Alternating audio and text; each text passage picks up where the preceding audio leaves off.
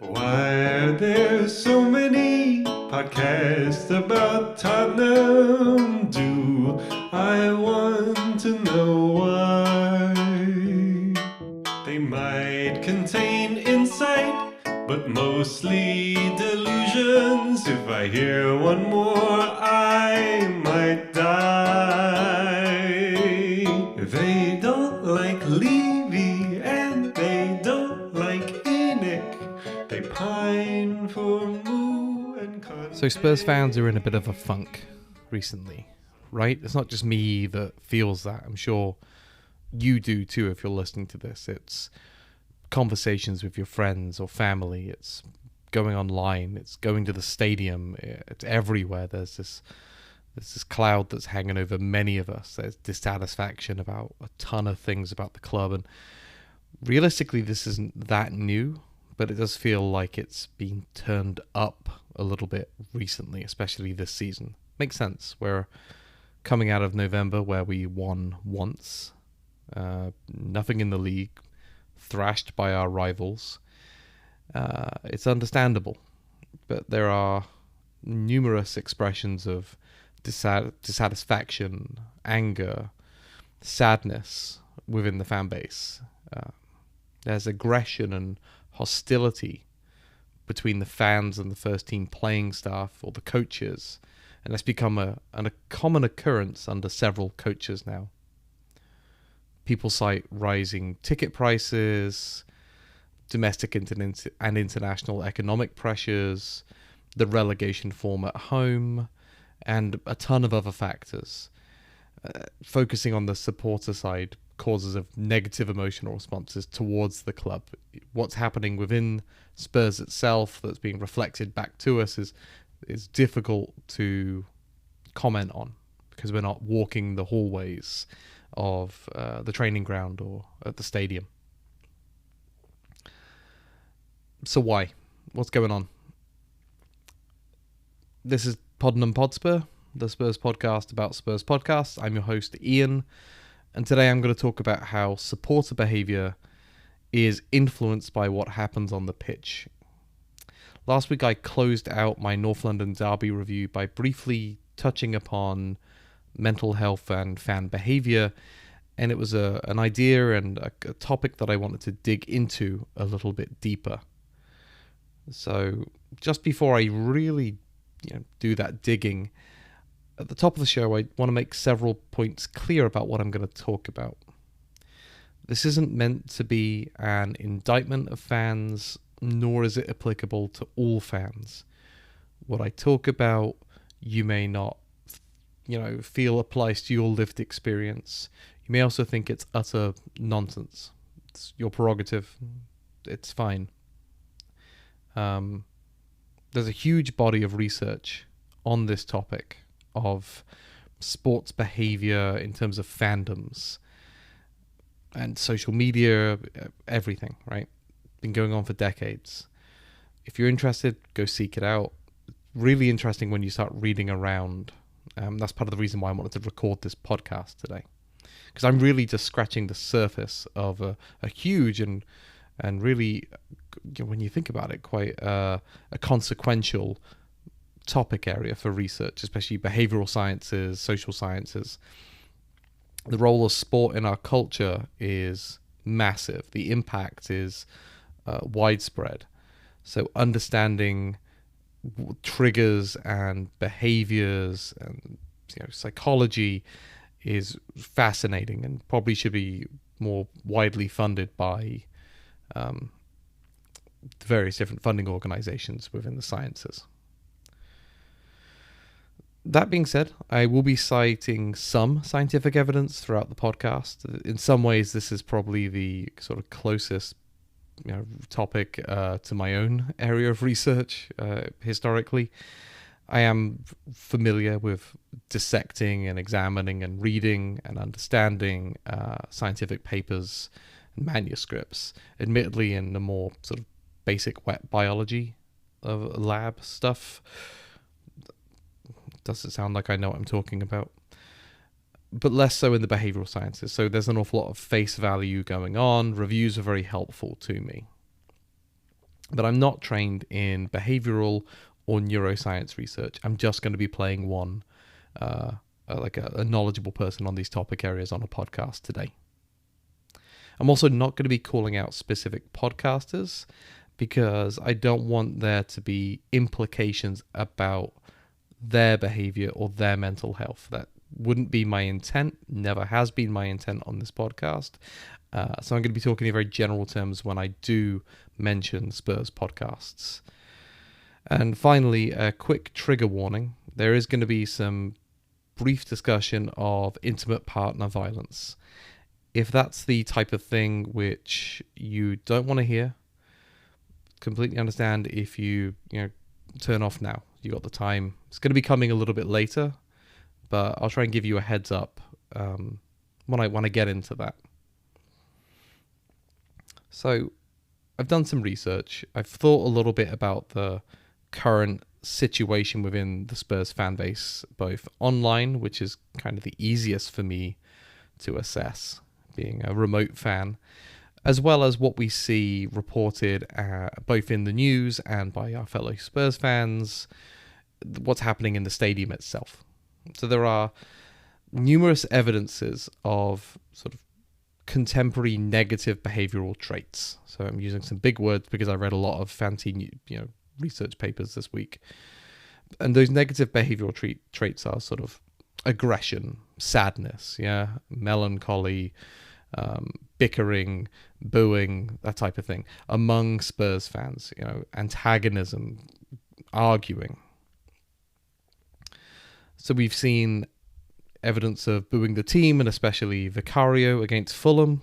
Whether or not you want to say that was directed at him or the whole team is up to you. I wasn't there, won't comment on it, but there was booing. Similarly, there was booing when Xavi Simons was subbed against, I think, Manchester United. There were, going back to last season, arguments between supporters and Ange Postecoglou, which he definitely egged on, but the fans were very vocally, as is their right, I suppose, telling him what they thought of the team at that point after those games. On a larger scale, we've seen the change for Tottenham protests really pick up in the last couple of years. It's an outlet for people to express their feelings on the club. Now, while it's not inherently an aggressive movement, that's certainly not the case. The motivations behind it are dissatisfaction with the team. There's been the racist abuse of Matisse Tell and Brennan Johnson, causing the latter to close down his Instagram. There's numerous remarks online and podcasts where people share their feelings, whether it be in a jokey manner or in a more serious way. A lack of motivation to go to games, the games being soul-destroying, having nothing to be excited about, talk of podcasts or get-togethers as being therapy sessions. I'm guilty of that myself, talking about my supporter club meetup being a therapy session. And I'm not entirely sure upon reflection if it was a good gallows humor or making light of a serious topic, but it's been said, you have to own the things you've said. I found an example posted 3 weeks ago on r/Tottenham Hotspur, so not as not as big a subreddit as r/Coys, but still dedicated to Spurs. There was a season ticket holder who claimed to have developed an anxiety disorder, partially triggered by watching Spurs. Sounds ludicrous. I'm not sure if it's real or not, because you can say whatever you want online with anonymity, but taken at face value, if you believe it's true, I personally think that this could happen. Whether it actually has happened is a different matter. We've also seen Frank and the players changing their behavior to isolate themselves from the fans, in terms of the booing and everything else that they're feeling from us. This is specifically in regards to a change of behavior at halftime, where the players are gathering, I believe, at the center circle and then walking off together as, I guess, a show of unity. I'm not sure. There's also been some chastising of fan actions, the booing, and a little bit of gatekeeping from these, players and coaching staff, identifying people as real fans or not real fans, which is definitely not their call to make. And as pointed out by others, I believe Owen on the Apps podcast, this is one of the few times that I will comment on a podcast because I think it's in a positive way, pointed out that it's not their right to do so, that they are temporary caretakers. There's been the use of cocaine at the grounds has been on the rise for ages. I'm not saying there's anything specific to the Spurs fan base, but there are links to increased aggression in people who use cocaine. And that can feed into other things happening. Again, I'm not there. I can't comment. But it's a wider perspective. Similarly, there is a culture of antagonism online, regardless of the topic. Whether that be social, whether that be cultural, it doesn't matter. The antagonism online has been growing for a while. So that's a bunch of evidence just to back up that, yes, things are bad. Is it unique to the Spurs fan base? I don't know. I'm not a Man United fan. I'm not a Liverpool fan. I'm not an Everton fan. I don't know these things about other clubs, but I do know it's happening within our fan base.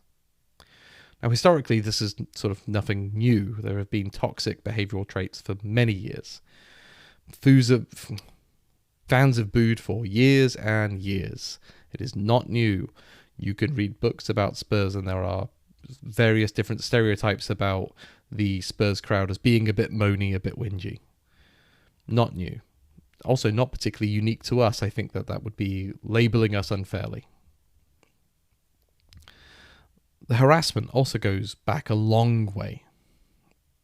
We talked about the racist abuse of Matisse Tell and Brennan Johnson. It's nothing new. In many cases, a lot of this harassment, either towards the players or between fans, is just made easier by social media. To amplify it, to move it, to even engage in it because you're anonymous. The whole issue of whether or not social media should be anonymous or not is a topic for another day. But regardless of your stance on it, it's easier to be a jerk online if you don't get punched in the face afterwards. And it's not limited to just sports fandom. I mentioned earlier about the culture of antagonism online, but Marvel and DC movie fan harassment campaigns have been notable in the last 10 years.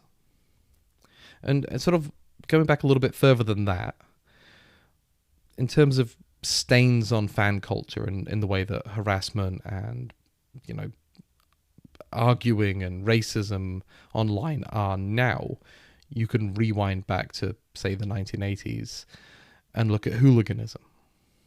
In many ways, the online bullying and the outbursts that we see now are just a more cowardly and possibly middle-class legacy of that sort of hooliganism culture. I'm not saying that they're exactly the same, but people who use sport as a vehicle for their violence or for their aggression they share some DNA. Now, don't get me wrong. Spectator sports are antagonistic and stimulating by their very nature. You have a winner and you have a loser in most cases, unless you draw. Sorry, but yeah, the attempt is to have a winner and a loser. Yeah, nobody goes in wanting to lose, regardless of what the media reported about Spurs fans versus Man City a couple of years back. You want to win every game. You want to win every trophy. You want that dopamine hit. You have in-group and out-group dynamics for that very reason. Between your club, your tribe, the people that you've chosen to identify with or has been foisted upon you, and the other people who happen to wear a different coloured shirt when they play football. That is just a thing as a thing in human culture for millennia, in groups and out groups. It's a low scoring but high variance experience. By that I mean you don't see many goals in a game, so when they do happen, feels pretty good. And the high variance just means that it's, for that very reason, prone to unexpected results. And for this reason, watching football has a tendency to drive reward-seeking behaviors.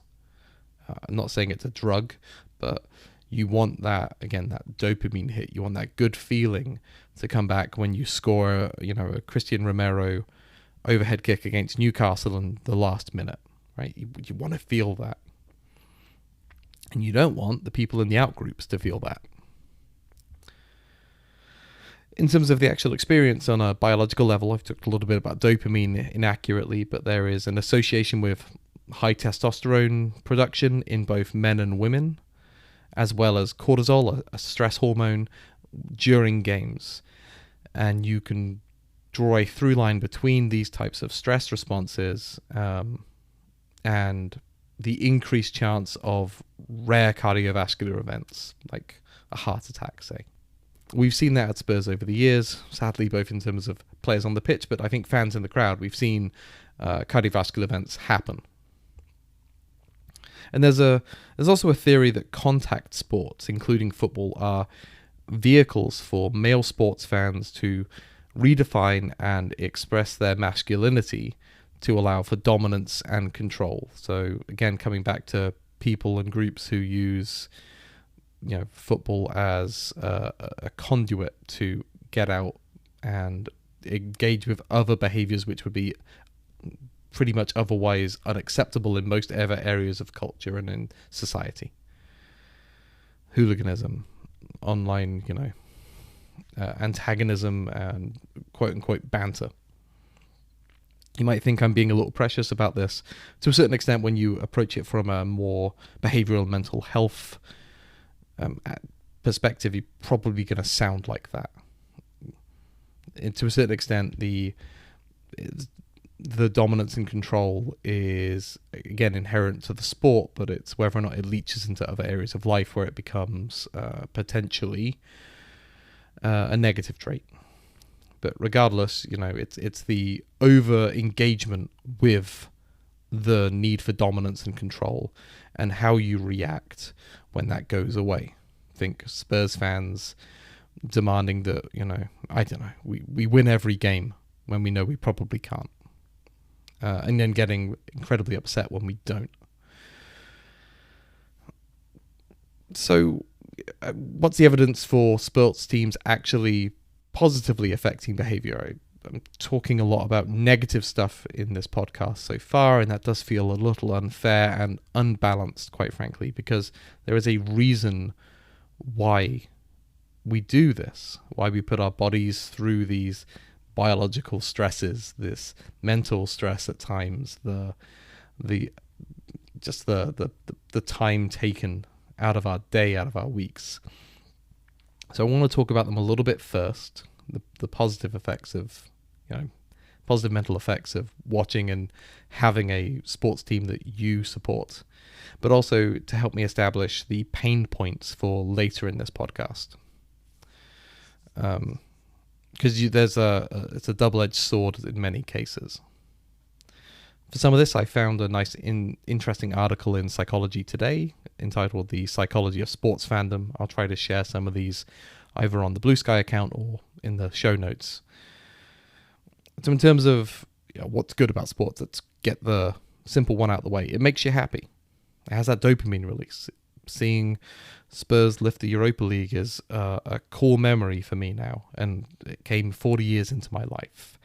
It has a tremendous effect to make your day, make your weekend, make your week in some cases. It's a beautiful experience.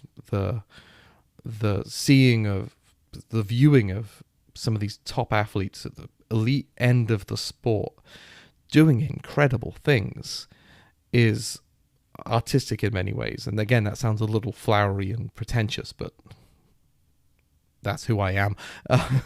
If you're listening to a podcast about podcasts, you're getting flowery and pretentious at times. But it is. These people who are working in their brains a million times faster than you or I could playing football, able to use their bodies in incredibly creative ways, almost like a dancer or on a stage, conducting and carrying out amazing tactical plans. Again, much like choreography. But they have to do it for 90 minutes while somebody else is trying to stop them doing it. It's amazing.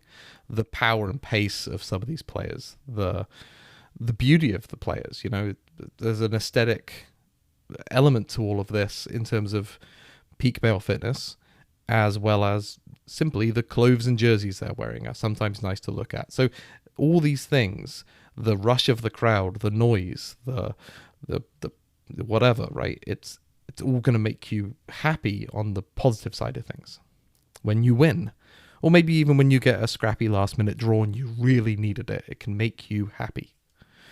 It also builds cultural and personal identity. And this doesn't sound...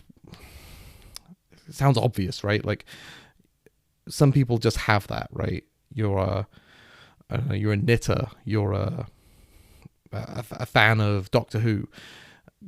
Sports fandom comes with it. A whole bunch of pre-existing identity which you can manipulate into your own personal identity. It helps you think about what you value, what you enjoy, how you want to express that, which elements of supporting football you want to engage with and amplify and maybe make your own of. This is a phenomenon which is apparently called identity fusion. So the fusion of many different people and their thoughts and feelings into one gestalt, one sort of aggregate. Building on from that, humans are animals who need cultural narratives. Sports are a very easy way to produce a cultural narrative with a high degree of randomness and the potential for glory. You have cultural narratives which can go on for centuries now for some of these teams. We go back to 1882 here at Tottenham Hotspur. There's a whole bunch of culture that comes with it. The Tottenham way I talked about a lot last week. It can build self-esteem, has been reported. Rituals can be good for us. They provide structure. They reduce uncertainty, especially in an uncertain world. They help build resilience, theoretically. You deal with adversity, whether that be losing a game, conceding a goal, seeing a player sent off, losing your star striker who came up through your academy, who was one of your own. These things, in theory, build resilience. And a lot of people talk about, myself included, talk about Tottenham fans being tough. And some of the things that we have to experience would absolutely break some of the other top six clubs. I stand by that wholly. Similarly, maybe we would implode if we were as successful as some of these others because of our makeup. But you know what? That's a risk I'm willing to take. Online groups, I've talked smack about them a little bit, but there are a lot of positives about online groups in theory when used in moderation. The memes that you can share provide humor. There is a slang which again enhances in-group cultural behavior and belonging. Live tweeting similarly helps enhance your group identification, not feeling quite so alone. And again, you might say, well, that's sad if somebody derives their sense of belonging and trying to work against and fight against loneliness by chatting to people on Bluesky or r/coys. But that's just for some people, right? It helps some people more than others, and that's fine. People have different lived experiences. We would all prefer them to be able to get out into the world and have friends that they can see, but maybe they don't for various reasons. Maybe they work night shifts, maybe they're housebound. Like those are just extreme examples. Maybe they're just really, really smelly people, or they're terrible at social interactions because they're very introverted. I don't know, right? But online groups can provide this. There's also an interesting sort of phenomenon coined by Dan Wan, PhD, and Dr. Wan has Dr. Wan, it's WANN. Anyway, it's a phenomenon called basking in reflected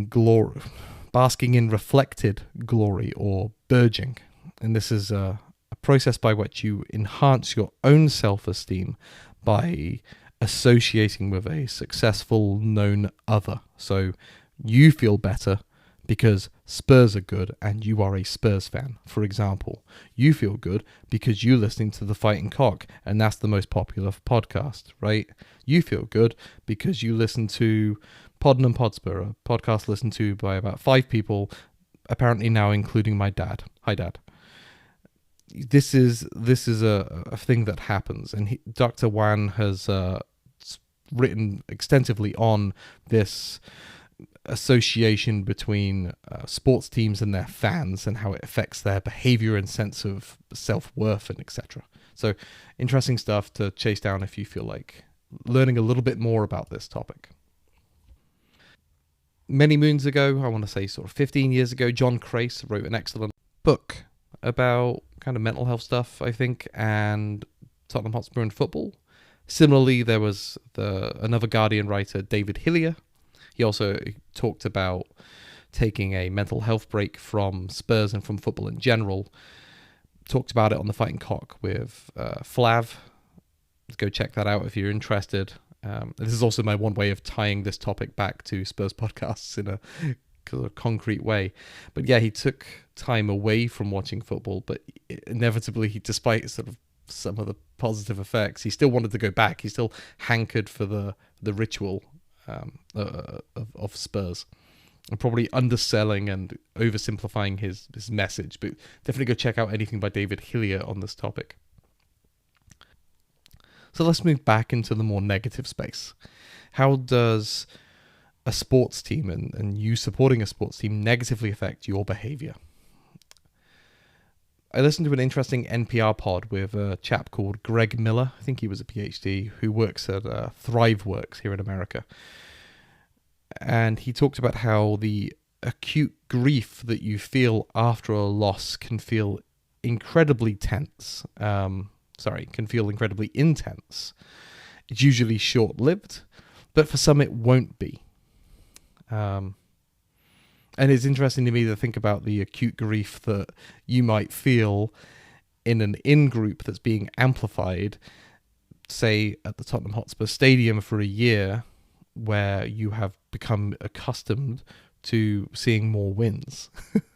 And you've gone through and only seen 3 in a year, but you've seen many, many, many times more losses. And whether that acute grief ever really goes away. You know, you're constantly experiencing acute grief. I didn't see much on that. Like that, it's a very niche topic, and I don't have the vocabulary to hunt down and find that research that would be similar enough that I could apply to this topic. But just a random musing. On the flip side of the burgeoning that I talked about a moment ago, Dr. Wan has also come up with this idea of cutting off reflected failure. So there are people who distance themselves from unsuccessful teams, for example, like a cognitive dissociation. My team is bad, Spurs are bad right now, I'm just not going to watch. I'm not going to engage with social media. I'm not going to read the news. I'm not going to watch the highlights. I'm not going to wear my shirts as often. I'm not going to talk about it as often, etc. And I do wonder if in that case, and I might be just stealing without knowing it, an idea from this guy, but I do wonder if there's like a loss of cultural identity, like I talked about 10 minutes ago, that comes from sports fandom. If you are distancing yourself from a large part of yourself, what does that mean for your own sort of sense of self, and does that build and add to frustration, especially if it's over a protracted period of time, like we're seeing maybe with some Spurs fans? We're seeing people just not go through the rituals that they've become accustomed to by going to the Tottenham Hotspur Stadium and sitting in the seat they always sit in, and they're surrounded by their mates or people they recognize. You know, we've heard from people on podcasts that they go and all the season ticket holders are gone because they don't want to go. They don't want to be at the stadium right now. Totally understandably, totally justified. But with that must become some loss of cultural identity, sense of self, and that must, I assume that must amplify negative feelings which some people might vent online or vent in a podcast.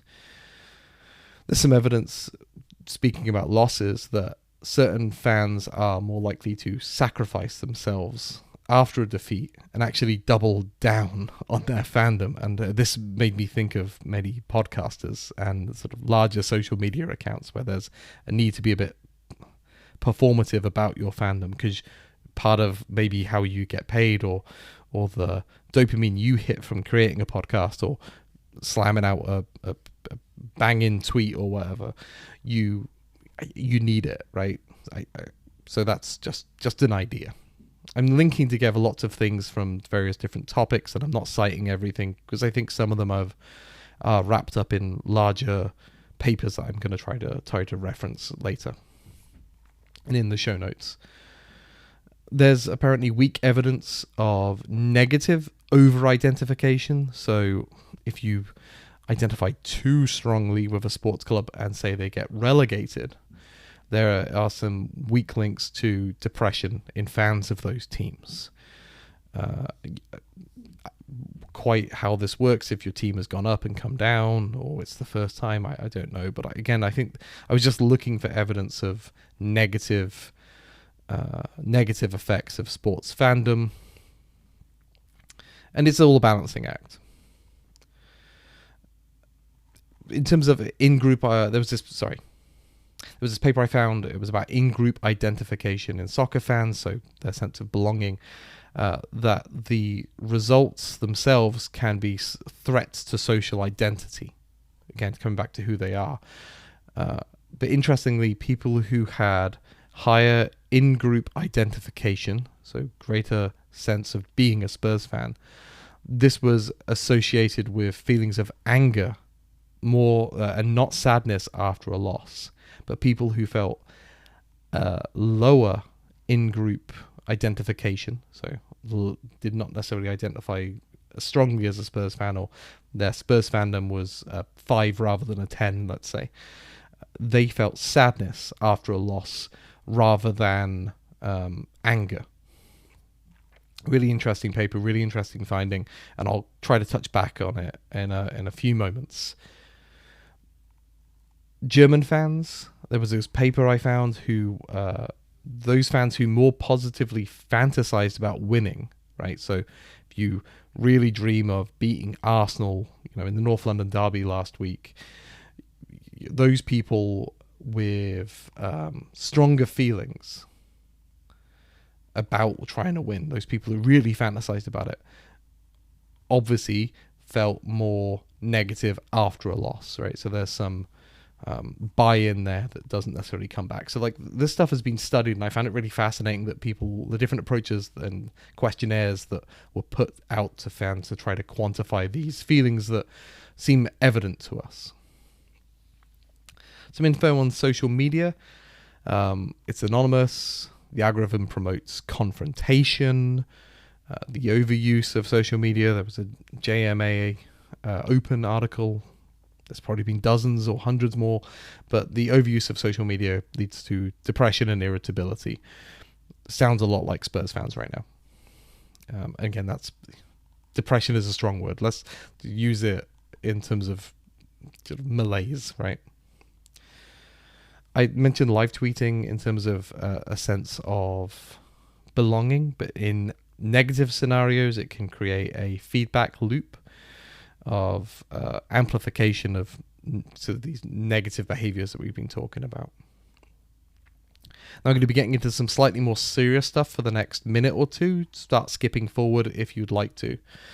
In terms of food behaviors, there was this paper that I found where vicarious losing, so believing in supporting a sports team and they lose, in NFL and French football fans was associated with unhealthy eating patterns the next day. So not necessarily on the day of a game, but the next day. So this was, again, how is the results of somebody else, maybe thousands of miles away or whatever, affecting you 24 hours later? In some cases, it's this engagement with higher like it was higher fat, higher salt, higher sugar content foods, like comfort eating, I suppose. There was also a paper I found regarding NFL fans, and I'm sure that this research has been done in English soccer, English football, but I found something on the NFL that there is a 10% increase in male to female intimate partner violence after an unexpected loss by a sports team. Again, so you could argue in those people that it's an excuse again to engage in these dominant behaviors that I mentioned in the sort of first third of the podcast. And it's worth remembering that various different groups, Ipsos, GWI, have claimed that there's, about 2/3 of football fans are male. So it's worth zooming in a little bit more, and I'm not going to do it today, but it is worth zooming in on the sort of male effects versus female effects of football fans. So I'd be interested to learn a little bit more in that regard and how gender is a factor in responses to results. So, let's move on to podcasts themselves. What does all this mean for podcasts? My guess, sort of reading through what I've read, looking at various different papers and listening to a few different podcasts, is this. My hypothesis is that podcasters possess a higher team identification trait than the average fan. Hell, they've gone out and actually created a podcast, they've dedicated time. Even if they say it's low energy or it's a joke, you're still putting yourself out there, and you still think that you have enough of a voice to comment publicly on your sports team. I think that some of these podcasters as well will also have higher expectations of their teams. Most of them will either have a financial or personal stake on Spurs winning. So either that you have fewer listeners after a loss, so therefore you will make less in ad revenue, or just in terms of the dopamine hit of seeing your numbers go up. That's going to be additive of all these other things that I'm talking about right now. I think that as well, I talked a bit about online behaviors. To a certain extent, you have to be very online, I think, nowadays to have a podcast. Some may disagree, but I feel like that's the more established podcasts can get away with it. But you need to curry favor and engage with your audience in some way. Again, a hit tweet can help advertise your podcast. In other ways as well, it can help you keep a finger on the pulse of the podcast, of the commentary app. And in many cases, the podcasts themselves, if you listen, they're actually born from online relationships. Also, just, many conversations are online. And some of them are between strangers. These are the things that are actually being recorded. Sometimes a podcast host will just get, 4 people into a room who very rarely talk, if ever, and ask them to talk about a topic with high meaning to them. And I think that can lead to the expression of and an engagement with negative behavioral traits like arguing, like amplification of annoyance or sadness or anger. Especially if somebody doesn't get what you're saying or is arguing in bad faith. You need your filter turned off to make content as well. You need to be able to actually sit down for 40 minutes like I have and garble into a microphone for that time and hope that it sounds good. You're also incentivized for that reason to also have a heightened response to make people engage with your content, to vibe with what you're saying, to maybe even notice you. Look at a YouTube thumbnail. The majority of the ones with somebody's face in it are them looking shocked or happy. Very sort of simple and easy to glob onto reactions. So for all these reasons, I think this is an interesting cycle, especially when you're in a bit of a doom loop like Spurs are right now.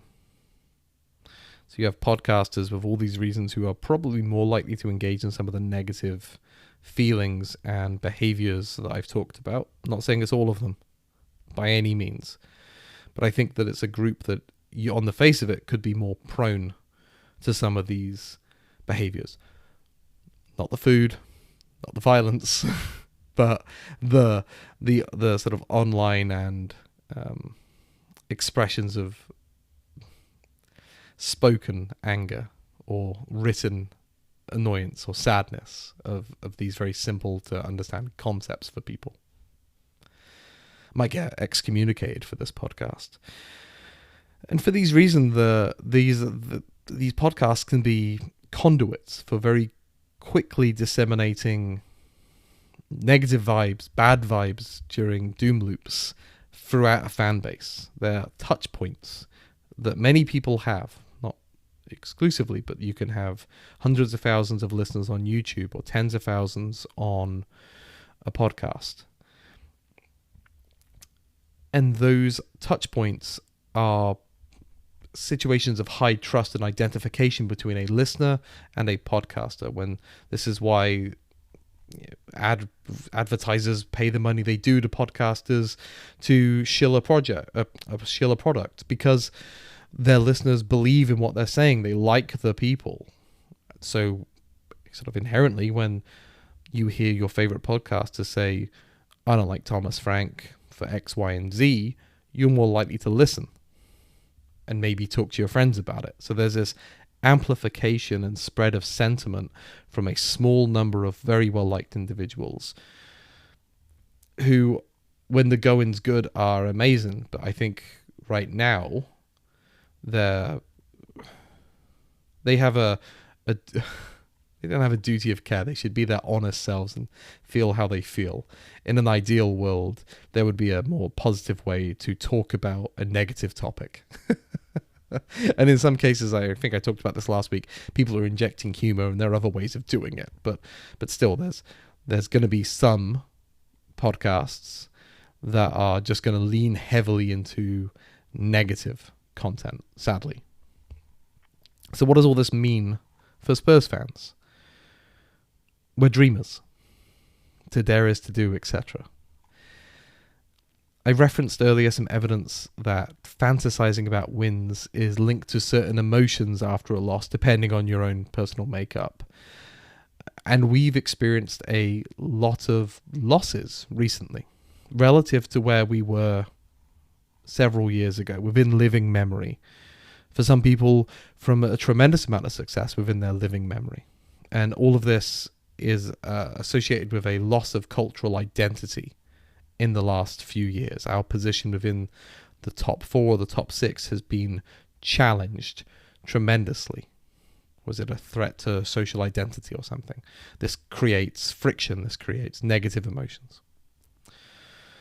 The in-group and out-group dynamics I discussed earlier very briefly have now become intra-in-group arguments. Whether you're Frank in or Frank out, Ange in or Ange out, Enoch in or Enoch out, whether you like Xavi Simons or not, like these friction points within the Spurs fandom feel much, much greater than even 2 years ago, in my opinion.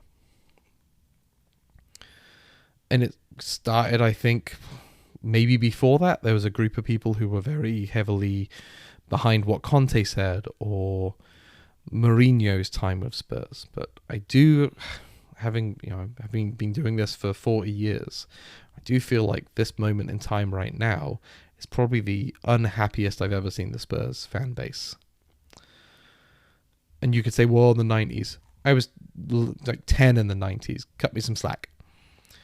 But in terms of this intra or internal in-group fighting dynamics, there was an interesting idea that I came across in some of my reading of Sigmund Freud's narcissism of small differences.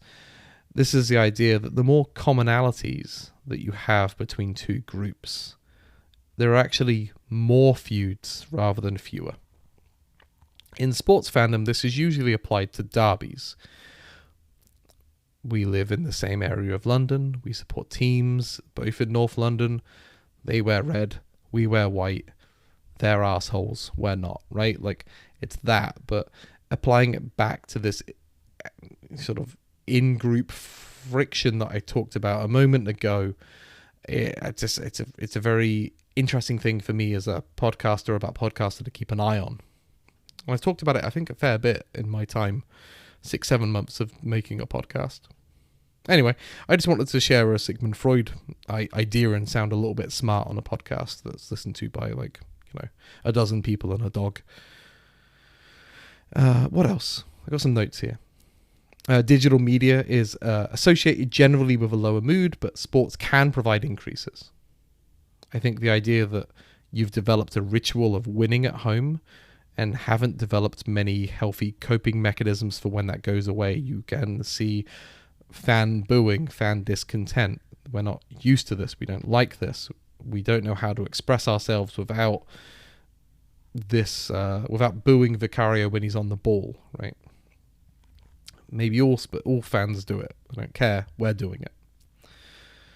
The elephant in the room is like, well, what is there to be positive about, Ian? You've just talked smack about supporting football teams for the last 45 minutes. Well, like, that's what you have to find in your own way. What works for you in terms of keeping some positivity about Spurs right now.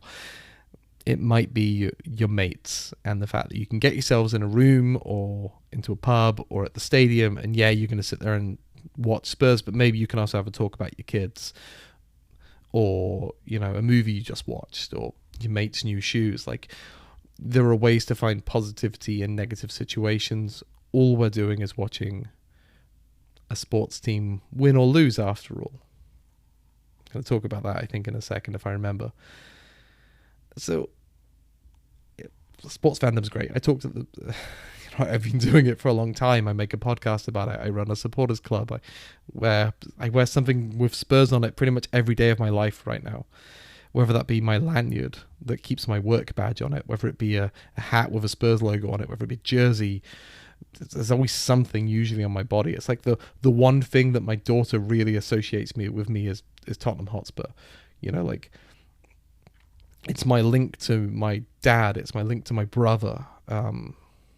It's how I know most of my friends now is through Spurs. It's an amazing cultural shared dynamic. And I have to say, from my own perspective, reading through a lot of these reviews and interviews that I've cited and talked vaguely about in this pod, I do have my own sense of, oh my God, I hope that Spurs aren't so bad that my mate doesn't show up as often to watch parties because I'll miss him, right? Or, oh man, the vibes in my group chat are terrible. Or everyone's arguing on Bluesky. I don't want those things. And they do cause friction for me. And maybe I've got different ways of processing that. Right now I've talked and complained a little bit online about Thomas Frank, but I haven't called anybody a curse word over a differing opinion yet. So talking with people and figuring out how you work, engaging in some mindfulness about the negativity that we're experiencing as Spurs fans. Relatively speaking, we haven't been relegated. We haven't, lost everything. We're just 15th in the Premier League table before Christmas. That's all. It sucks. I hate it. But there are ways to engage with and process and think about all of this in a constructive and healthy and collaborative way. Told you this was going to be pretentious. This is like a free therapy session for you guys. And for me, I feel a lot better talking about this. Like, this was a topic very close to my heart. I'm incredibly supportive of people finding time to get help. Now, what I've been talking about here is a lot of sort of short-term stuff. I mentioned that the anguish felt after a loss can be pretty short. For some people, though, it's just another bad thing that they feel in their life, and it adds to the pile. If that's you, speak to somebody. I said this last week. There are great organizations in America and England, wherever you might live. I remember the campaign against living miserably when I lived back in London. I felt they did great work, and I think they're still around. They used to sponsor the Fighting Cock. There you go, another tentative link back to a podcast. Well, not sponsor, they partnered with the Fighting Cock. So this isn't a complete perspective. My Googling over the last week isn't a replacement in any way, shape, or form for a PhD studying the behavior of football fans. It just isn't. But I wanted to share some interesting information and hypotheses that I thought could be applied to our current situation. I'm not really sure if I did a great job synthesizing everything. It might have been better as an essay, but I'm a podcaster now. Nattering into a microphone is what I do. I cited a few sources throughout, a few people, but I also really want to highlight The People's Game, Evolutionary Perspectives on Neuroscience of Football Fandom by Butler et al., which was created a lot of the spine of this podcast in terms of big topics for me to zoom into. And as I read through their review, I thought it was terrific, very well written, very easy to digest from a lay perspective. Even if I am used to scientific language, it can still be daunting to venture into a new subject area. I think that as a society, there is a bad relationship between people and mental health, especially men and male-dominated spaces. As I cited earlier, Ipsos says 2/3 of football fans are men. And mental health, I just think that there's a really bad job that's done in terms of talking about it, in terms of being open and not necessarily wanting to win every fight online, or even just making fun of it. You know, when I was Googling around this, I found this.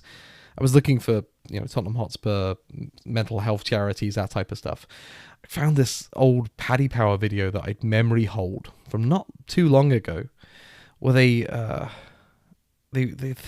made a joke about a Spurs fan support center that mimicked therapy sessions and counseling and all that type of stuff. And it just felt really grubby, like they were capitalizing and exploiting a real issue, even if you want to say that it's just a game. For some people it isn't. It's something that's central to their identities, and making fun of a team that's going through a rough patch for the sake of a betting company just feels gross. And I don't like Paddy Power anyway. I'll never get sponsored by them, so F them.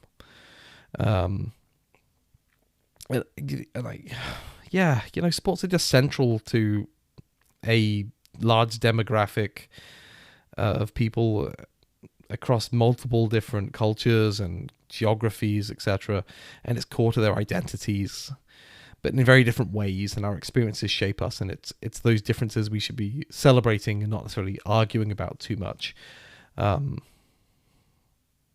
Social media is not real life. I'm just going to rattle through my last few bullet points here. But yeah, social media is not real life. It can reflect, and it can be a distortion of real life, but it isn't. It isn't. You can say things there that you can't say to a person in the room with you. I could speculate that those who engage most in social media usage have the high in-group identity and social identification that I mentioned earlier, which again leads to more visceral negative reactions to adverse events within sporting contexts. Potentially, myself included, there might be a few people who agree with that. So yeah, just explore and engage with your negativity in a constructive way. Think about why you're upset. Yes, we lost. Yeah, but what was it about the loss? Was it because it's been 10 of them? Was it because it was against Arsenal? Just sitting down and thinking about that can help you feel better. Why am I upset? What does my body feel like? What can I do about this? What's out of my control? Let's kind of define your circle of influence. I mentioned earlier flippantly, it's just a game. Some people can't say it's just a game for various different reasons.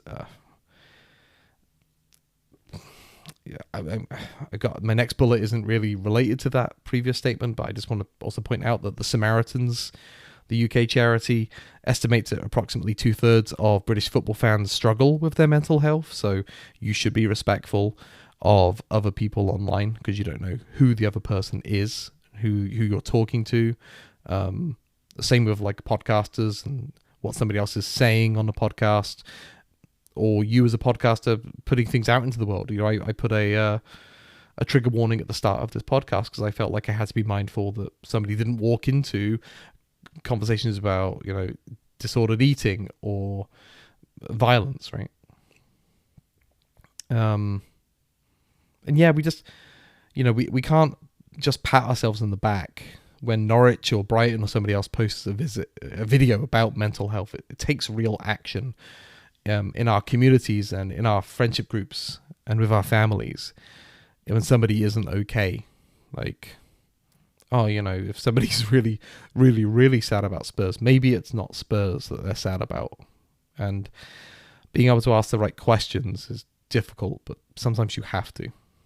I'm going to end with a callback to that unhealthy eating data in the NFL fans and French football fans. That same study found that these unhealthy eating patterns after a loss could be countered by positive affirmations, whether they be spontaneous or prompted. So all these things I've talked about, negative emotions and things, there are things you can do. There are things you can control. An example of a positive affirmation that comes to mind is maybe to dare is to do. I believe in to dare is to do, or I want to be in that number. These are very simple things that we chant and read all the time. But, you know, maybe really thinking about what the words mean can help. You want to be a Spurs fan. It sucks, but you want to be a Spurs fan still. So that's what I've got. Coming up to about an hour. I can't believe I did an hour on a topic that I knew nothing about less than a week ago. It's been fun. It feels cathartic. I hope you've enjoyed it. Give me feedback if you think that I've really sort of dropped a turd on this one, or if you think I've done a job. You know, I've opened up a discussion for people to have and to think about this malaise that we're experiencing right now in a slightly different way, giving you some data points, or rather some starting points to examine this in your own feelings or those of your friends or those of your communities in a slightly different way. I wanted it to be a helpful, not a critical podcast. If you've enjoyed it, I'd really appreciate if you shared this with your friends and family who support Spurs, or people who just like podcasts. Maybe they'll get a kick out of hearing an idiot waffle into a microphone for an hour. Drop a like, drop a comment. I've seen some comments on Spotify. They dried up a little bit, but it'd be great to see that again.